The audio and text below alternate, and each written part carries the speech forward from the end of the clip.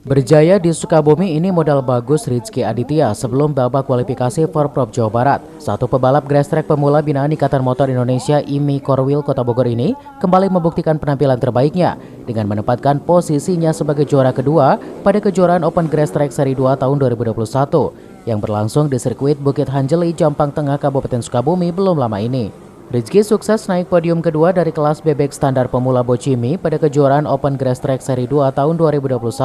Bahkan prestasi yang telah diraih pembalap andalan Kota Hujan tersebut membuat jajaran pengurus IMI Korwil Kota Bogor kian optimis jika pada babak kualifikasi Pekan Olahraga Provinsi Jawa Barat 2021, pebalap binaannya bisa lolos dari zona babak kualifikasi Porprov. Wakil Sekretaris Umum IMI Korwil Kota Bogor Elizar Manurung mengatakan jika prestasi yang diraih Rizky Aditya Putra merupakan prestasi yang cukup baik. Apalagi Rizky mampu menempatkan posisinya sebagai juara pada kejuaraan grass track di kelas bebek standar pemula Bocimi. Ini merupakan prestasi yang cukup bagi Rizky maupun Pengcap IMI Korwil Kota Bogor.